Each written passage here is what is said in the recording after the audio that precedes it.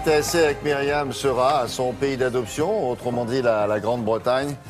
Et cette actualité culturelle va nous mener à la National Portrait Gallery, c'est comme ça qu'ils l'appellent là-bas, avec une exposition dédiée à quelqu'un que vous connaissez. Vous l'avez peut-être pas tout lu de cet auteur-là, mais si je vous dis son nom, vous connaissez sûrement. Et pour cause, il y a eu un film célèbre où il était question d'elle. C'est Virginia Woolf. C'est c'est un des maîtres de la littérature anglaise du XXe, oui. Oui, du XXe siècle. C'était la personne la plus importante de la société littéraire de Londres, de la période de l'entre-deux-guerres. Virginia Woolf, eh bien, son œuvre a complètement traversé les frontières. Ça ne s'arrête absolument pas à la Grande-Bretagne. On lui doit notamment son grand succès qu'elle a écrit en 1925, Mrs. Dalloway. Alors Virginia Woolf, c'était qui? C'était tout simplement un esprit libre, une amoureuse de son mari, mais qui entretenait aussi une relation avec une femme. C'était une femme engagée, une féministe, mais c'était surtout une femme qui combattait au quotidien un mal-être extrêmement profond. C'est simple, elle était bipolaire. Mais c'est de cette maladie psychique qu'elle a puisé une littérature extrêmement puissante que les écrivains d'aujourd'hui lui envient encore. Donc cette exposition à Londres nous permet de replonger dans sa vie intime, mais aussi dans son œuvre littéraire. Et c'est la première fois justement que la Grande-Bretagne lui consacre cette exposition hommage. Et vous allez voir qui est très émouvante parce que Virginia Woolf a eu une fin de vie assez tragique. Mais qu'est-ce qu'on fait dans une exposition dédiée à un écrivain? On montre des facsimilés. Mais non, mais elle peignait, sa sœur l'a peignée. Elle a été prise en photo par Man Ray, par exemple.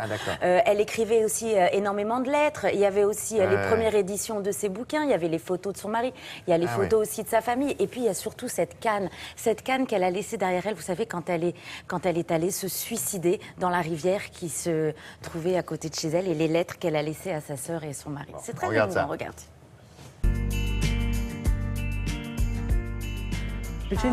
Virginia Woolf était un écrivain de talent qui sortait des sentiers battus et savait mélanger les genres. Son écriture est saisissante.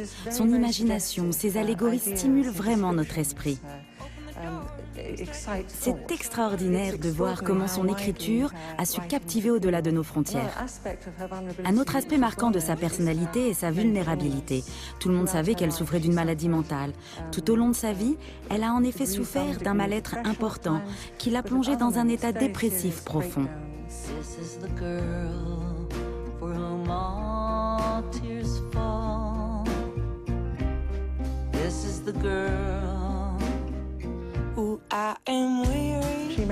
En 1912, elle épousa Leonard Woolf. Ensemble, ils fondèrent une maison d'édition qu'ils nommèrent Hogarth Press. Nous avons d'ailleurs ici quelques exemples d'œuvres qu'ils ont publiées. Léonard a lui-même écrit quelques livres en faveur de la paix.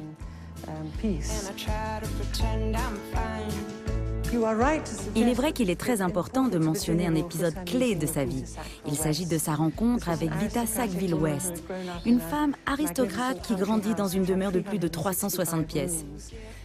Leur différence sociale intriguait Virginia Woolf.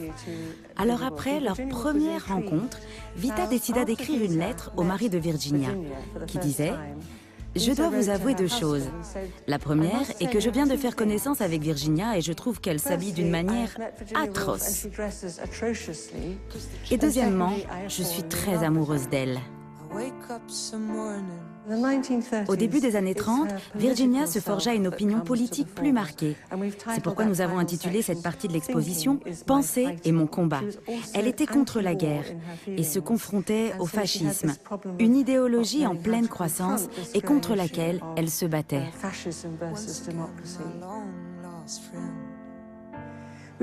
Nous terminons l'exposition avec deux lettres qu'elle a écrites le jour de sa disparition. Une adressée à sa sœur, Vanessa Bell, une autre pour son mari Léonard. Des lettres dans lesquelles elle explique combien elle en avait assez de la vie et qu'elle n'aurait pas pu être plus heureuse. Elle dit « J'ai essayé de me battre, mais ça ne peut plus durer ». Son corps a été recherché pendant près d'un mois.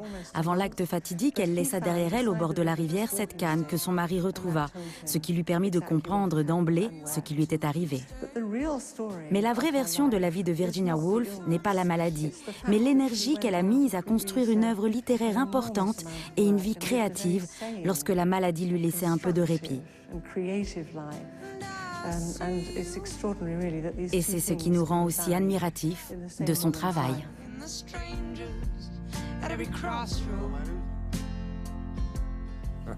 Ça se passe à la National Pork Drive. C'est à Londres. Hein.